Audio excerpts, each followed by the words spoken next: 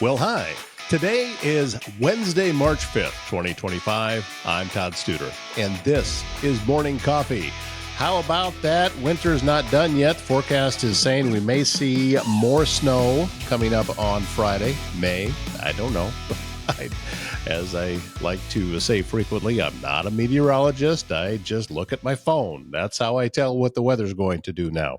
I also look at my phone when I want to watch videos. I look at it when I want to see what my neighbors are doing. Yeah, I need to just put that down. I don't need to be messing with that. Coming up very shortly, we are going to welcome back onto the show Joe Huntoon. He is the owner of S B Kountry Kennel, just south of Council Bluffs. What a great facility this is. And we're going to learn more about what's going on there as he prepares for spring, what that means for his facility, and also just his philosophy on how he thinks that keeping your dogs happy and healthy is his responsibility when they're in his care. And it's a wonderful, wonderful conversation. And that is coming up in just a bit. Don't forget that ThinkSpace IT would like to remind you that mistakes happen. And by offering comprehensive cybersecurity training to your employees, you can ensure your team is prepared for every bump along the way. Let ThinkSpace IT help keep your employees and your data secure. Contact them to get started with solutions that will work best for your business. Learn more at thinkspaceit.com. Also, GT Motors on Broadway and Council Bluffs has that ever-changing inventory to help get you in a quality used vehicle. They have trucks, they have large and small SUVs, they have passenger cars, sports cars. You know, GT Motors has it all. Check out their inventory at gtmotorscb.com, but they may have cars on the lot that haven't made to the website yet. So stop on their lot at 21st and Broadway. Vehicles are changing every day. You know, they provide on-site financing. It's GT Motors, 21st and Broadway in Council Bluffs. With us now, it is Joe Huntoon from S B Kountry Kennel. How are you today, sir? All right. How's it going? It is going very well. You things hopping down there at S B Kountry Kennel, aren't they? It's just a lot of dogs coming in for daycare. You got a lot of busy preparations as we're expecting weather changes very soon, get back into spring again, just all kinds of stuff going on. Yeah. And the numbers are climbing already. So we got out of our super slow winter. Our slow time is always going to be the winter time. So our numbers are starting to climb already. This weather isn't real great when it's muddy, because you can imagine, what it's like when you have 50, 60 dogs in mud. Well, you have such a great system in place for making sure that everything's kept clean, and I'm assuming that also includes the dogs. So, it's just kind of a routine, right? But the more dogs you have, the longer that routine takes. Oh yeah, and when we're dealing with the weather like that, whether it's rain, mud, snow, a lot of that weather comes in with the dogs. So you got more mopping, more cleaning, and then it goes into their rooms, more laundry, more sweeping, mopping their rooms, things like that. We try to clean up after the dogs, but, they go out 6-8 times a day, so, Is that a big part of making sure the dogs stay happy and healthy, is getting them in and out and letting dogs be dogs? Yes. Letting dogs be dogs. Yeah. A tired dog is a happy dog. At least that's kind of my motto anyways. We try not to let the weather dictate what we do a whole lot.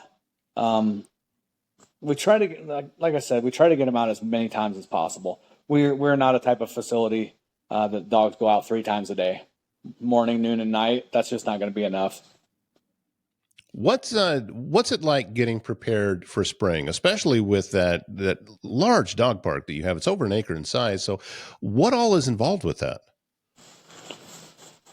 Well, I started filling it yesterday. We're about a foot low in water. I did not fill it all the way up, but I ran the water for a few hours, trying to fill that up. Basically, I'll let spring take its course, which is turn the grass green, and then you can go in there and you can do your seeding and your aerating and all of that. But right now, you can't do any of that. Last time you were here, you and I had talked about sound. Mm-hmm. So sound is always going to be an issue in a dog facility. So I did take the initiative, and I've been going through the whole kennel, spray foaming and putting up those sound blocks. that you and I talked about. They're called base blocks. Yeah. I've put up 160 of those. I built out my soundboards that were on the walls. They were flat to the walls. I built those out 1.5 inches. So Yeah. I am gearing up for summer that's going to be, off the charts. That's kind of what I'm gearing up for. Have you noticed a difference since doing all that? I think I have. Yes. Yep. It's hard sometimes to be able to tell because when you don't have, it's not as if you can throw a switch and say, okay, here's before and after, because it's kind of a gradual process as you're putting all of that up. So it can be a little bit harder to tell at times. But as you said, absolutely. With the busy time coming in, is that due to like families taking vacations and leaving and dropping the dog off, or why does it get busier? Because in my mind, I'm thinking, well, wintertime, people would want to have the dogs there more, but obviously it's the opposite of that. Well, most people are going to take vacations when their kids are out of school. So obviously summertime is going to be really busy, but not everybody that boards a dog has children, so they're going to take a winter vacation to get away from the cold. Sports is another reason to board your dogs. So state wrestling went on. If there's state basketball, volleyball, whatever the case may be, if they have to go to Des Moines, then they bring their dogs here, and then they do that. So I do see an uptick in dogs when a certain school makes it to state. So yeah, that makes sense. Is the bulk of what you're doing right now daycare, or is it boarding overnight? We do a lot of daycare, but I mean, I guess it's kind of hard to say, well, without looking at numbers, that is. Mm-hmm. I think that it's almost an even split right now, daycare to boarding numbers. Now in the summer, I already know that's going to be boarding is going to overtake the daycare. But because our daycares will get a little bit smaller because kids are home from school, they can watch the dogs. But we do have a real reliable group that comes here because their dogs get so much out of it. And they know it. The dogs go home tired every evening. They don't have to worry about going for walks, and they just eat their dinner and they lay on their bed and take a rest, Right. There's so many dogs that, especially young dogs, that love coming to daycare to play with their friends. I mean, it's just like a kid, right? And they can't get back there fast enough to go run and play and terrorize each other. So it's a lot of fun. So I don't know if they'll stop bringing them in the summertime. I got a kick out of when I was down there, and all the dogs that were in daycare, and at one point they were all in the large room, and it just reminded me of picking little kids up from daycare. That is, when we walked over to the door, all the dogs turned around and looked at us, and a couple of them come running up. But it's the same with young children. When you go to pick them up from daycare, they all look around to see if it's their parents that have gotten to pick them up. It's a very, very similar kind of thing. There's a huge correlation between dogs and children. I've had this discussion many times. Yeah. What with you, we had talked before about your with your dog park, and that's a membership dog park that you're setting up. Is that open all the time? Do you need to shut it down sometimes if you're doing maintenance or anything like that, or how does that process work? It is. It's open all the time. Basically daylight hours. There's not a light out there, so it's just at your own time. If there's something that I need to get in there for whatever reason, I mean, there's not, even if we open the gate to drive a truck in, we can close the gate behind the truck and the dog can still do what it needs to do while we're dumping a load of rock or something. So no, it's pretty much set up the way it's going to be set up right now. And you can come anytime from sun up to sundown, first come, first serve. Obviously if your dog is a little more sketchy, and there's somebody already in the park, you might want to wait till they leave or come back another time if your dog is sketchy, if you know it's sketchy. Meaning that maybe it's a little aggressive and doesn't get along well with others? Because not every dog's going to want to play with other dogs. And I've invited those dogs to come out, actually the owners. I've invited those people to come out here like, hey, bring your dog out. It's safe. You can, especially if they have 2 or 3 dogs in their own home, come down here, let your 2 or 3 dogs run. They can play in the pond, do what they need to do on your own time with just your dogs. Mm-hmm. Now, obviously, if someone shows up in the parking lot, I'd probably say, hey, why don't you guys hold up? I'll get my dogs out of here, and then you guys can use the park. And you can say that, that's perfectly fine. Talk again. We've talked about this before, but talk again about the value of having that pond in there with the water. What the and value, the yeah. value speaks for itself. I mean, you may have a dog that you say, hey, my dog hates water, will never go in water. But when you put that same dog with 20 or 30 other dogs that are tromping through the water, maybe even on the water's edge, I've had so many different breeds in that pond, you wouldn't believe it. Like Frenchies and bulldogs, like you wouldn't think they would even be in the water, like they'd sink and they'll run around through there. Dogs absolutely love it. That's why I had to redo it and put that sand bottom in there and that liner so they wouldn't get as muddy. Didn't So the it's much idea come cleaner. from? Didn't the idea come from you were out at and some type of an event and somebody else was Mm-hmm. talking about it? Yeah, so I went down to Texas and trained with Jason Vasconi and Heather Beck. And when we were going through the rules and everything, Jason Vasconi, he says, you got to have a mud hole for these dogs. He goes, they just love it. And we went into the field, and when they cut loose all those dogs, it might have been 50 that day. He goes, man, you watch them run to the mud hole, and they just tromp through it, lay in it. And we've done it here. I mean, there's lots of videos of it, but man, they just love it. They just love it. I also I'm a big fan of how you do things down there, that you are interested and you make sure of the dogs having quality of life while they're there. I think there are places that it's just a housing facility, and okay, you can bring your dog here and you'll be able to pick it up and it'll still be alive, but Right. the dog hasn't really had that much quality time to be able to, as you said, let a dog be a dog. But you've taken care of all of that, and you really, uh, correct me if I'm wrong, you are going to put the wants and needs of the dog even ahead of their owner.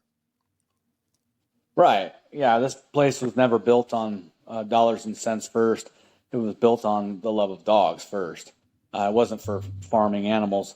We try to give a dog back better than when it was brought here. And for example, we have a traveling nurse. She brought us two dogs. One was an adopted dog that she had just got, been returned to her. I don't remember exactly, 3 or 4 times, for fighting or whatever.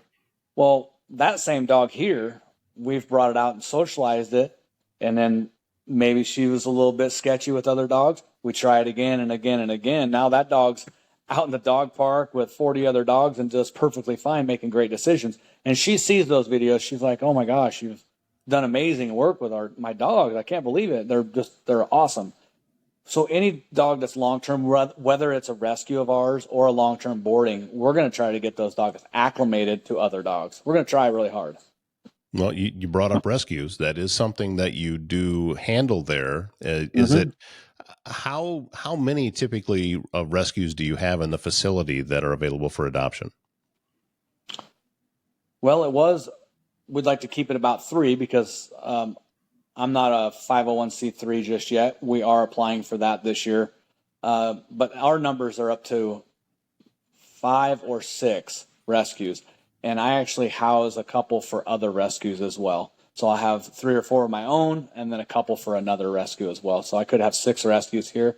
Now, when we become the nonprofit, our numbers might go up just a little bit, maybe stay below 10, but we'll always have rescues here on site. That's kind of cool. Where are these rescues coming from? I mean, you say that the numbers vary. Where are you getting them? That varies as well. Places in Nebraska that followed me for years reach out to me. I do have a contact down in Junction City, Kansas. She sends up quite a bit. And then you got your own owner surrenders that come from just the area you live in. And people message or comment, stop in. And we take some of those. We can't take them all, but we take as many as we can of all different breeds. How are you doing on staffing right now? You got a full staff and folks ready to go? We put out a publication last week on our Facebook page that we're hiring. We've had some people come in and fill applications out. I think we've hired 3. We will be hiring more. That's just 3 to start, and we'll probably bring on another 3 or 4. If somebody's listening or watching this and they're thinking maybe this is something they would like to do, what kind of qualifications or what kind of temperament are you looking for people that you bring in and hire? That's a really good question. That's a broad question. Reliable transportation is going to be a key. Your work ethic, is obviously going to show up on time. Um, think outside the box just a little bit. Yeah, we can train you how to let dogs out and let dogs in and feed dogs and water dogs. There's so much more that goes into it than that, like the cleaning aspect and all of that. So I have a self-starter sort of mind. But yeah, there's a lot that we would ask in an interview, but we'd have to, that kind of goes like this interview. It's just kind of wing it. Right. Okay. But reliable transportation and a work ethic is a huge start. We would like that person to potentially be over the age of 18. We're not looking for any more part-timers, and obviously after high school, we don't want to have conflicting schedules and try to schedule them. We'd rather just have full-timers rather than part-timers. It's more conducive for this business so that you get to know the dogs. The dogs are a revolving door. They a lot of them come back and come back and come back. Yes, we get some new ones every once in a while, but if you're only a part-timer, you're never going to keep up on every new dog. You want to be able to remember that dog the last time it came in, that dog's temperament, what that dog did do, didn't do. So a full-time is exactly what we would like to have mostly of every what we're hiring for. I would think it would probably go both ways too. Not just who you have working for you knowing the dog, but the dog knowing that person too. That also is a big plus. Yeah, that's good because we get a lot of dogs that struggle in would struggle in other kennels. We take dog aggressive, human aggressive, or both dogs here. We don't temperament test our dogs. So yes, we do take some dogs that have bites on their history or could have bites. So we try to handle those as well. So yeah, we're not just take the only dogs that play together. Is there a questionnaire or anything like that when you're bringing in a new dog in order to get that information? How does that process work for somebody that maybe hasn't used your facility before, but kind of like an onboarding kind of thing? Yeah, we do have that Ginger software that we use, which is essentially it's an application. It's got the owner's information. It's got the dog's information, dog picture. There's a question: is your dog social?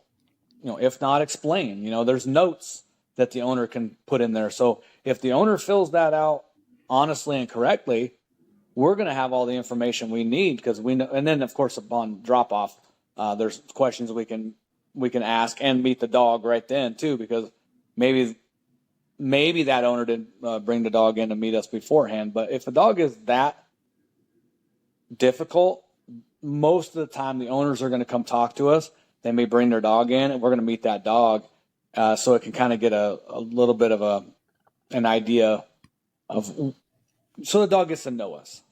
Right. We've had that a lot. They'll even try a daycare, and that daycare does not mean with other dogs in our daycare room. It's a daycare so that we can get to know that dog, let the dog outside, let the dog back in, and put it in its kennel and get a slip lead on and off that dog and see how it goes before the boarding even starts. Well, I've talked to a lot of people about you, Joe, and what I always tell folks is that I am so impressed by your attention to detail and how many things that you have prepared for to make sure that your staff stays safe, the dogs stay safe, and the dogs have the best quality of life that they can. And you've got all the T's crossed and dotted all the lowercase J's. So we try. You've done a great job there, and I'm thrilled to be able to talk to you every once in a while to let folks know everything that's going on down there, because this is the type of facility I think that we need. We need you here in this area, and there's a lot of dog owners that would agree with this. That it's you've made lives easier for dog owners, the dogs themselves. And, when I was there, I didn't see unhappy folks working there. It looked like they were happy to be there too. So well done. Yeah. That's what we've tried. There's a lot of training that goes into the working here, and just your best training is going to be, of course, on the job training. getting to know the dogs and seeing what works and what doesn't. I can talk to you till I'm blue in the face, and it's not going to make any sense until you're around 1,000 dogs. And then it's like, okay, now I see what works, what doesn't work, why it works, and why it doesn't work. You talked about my facility. This is definitely a place that people, it's more of a must see. When you say dog boarding, it doesn't sound too exciting. It's like, oh, it's a dog boarding kennel. Yeah, it's a little bit different than that. I mean, it's definitely a must see. Yeah, it's that's when I was there, I was surprised. I don't know what I was expecting, but it wasn't that. And you've done a great job. And I know that as you continue to grow and as you continue to create ways to be able to more effectively serve even more animals, it's just going to keep getting better and better. So thanks again. Grateful as always, and looking forward to talking to you next time. All right. Thank you. Do you have your World of Wheels tickets for this weekend? Foxco Fabrication is going to be there with a booth. I'm planning on joining them as well. Maybe do a Facebook Live or two from there. That's going to be a lot of fun. And Foxco Fabrication can help you with metal fabrication, welding, laser etching, pretty much anything made with metal. Check out their website, foxcofab.com. Take a look at some of the projects that they've already done for people locally and around the country. If you stop out at World of Wheels, Rick will be there with his team, and he's going to have a lot of signs that may look good in your man cave or your garage, and a lot of examples there. And you can see even more on his website, foxcofab.com. World of Wheels going on March 7th through the 9th. Also, Spiral of Accountability is a book that's been written by local author Carol Horner. Takes a complex dynamic of human self-talk and human interactions and then simplifies it into a visual representation. You take a look at what Carol has designed, and it's very easy to see where, maybe you've got some roadblocks in communicating with your coworkers. So pick up your copy of Spiral of Accountability on her website, spiralofaccountability.com. And while you're there, be sure to learn how Carol has helped organizations like yours be in sync by defining accountability in a new way. I have a recording session coming up later on this afternoon. We'll be sitting down and recording the next episode of Circle of Trades with Travis Waldstein of AirServe Heating and Air Conditioning and Waldstein Plumbing. Also, that is Hayden Waldstein is heading up the plumbing division. Travis heads up the HVAC division, and we are going to learn more about what's going on with them. And I've been saying it forever, and I mean it down to my core, that when integrity matters, and when doesn't, to be honest with you, these are the guys that you want to get a hold of. They do what they say they're going to do, and they're going to do it in the most efficient way possible, and always looking for ways that they can save you money. Travis knows where all of the grants are, and sometimes there's federal rebates when you update into a more efficient furnace or air conditioner. So get a hold of Travis and Hayden at AirServe Heating and Air Conditioning and Waldstein Plumbing to help you with all of your needs. All right. Well, we are wrapping things up for this Wednesday. Thank you so much for joining us. And I am looking forward to warmer weather. I'm looking forward to drier weather. I'm ready for spring. But this is where we live. We get 4 seasons. We're just nearing the end of the winter season. My name's Todd Studer. We'll see you again tomorrow morning.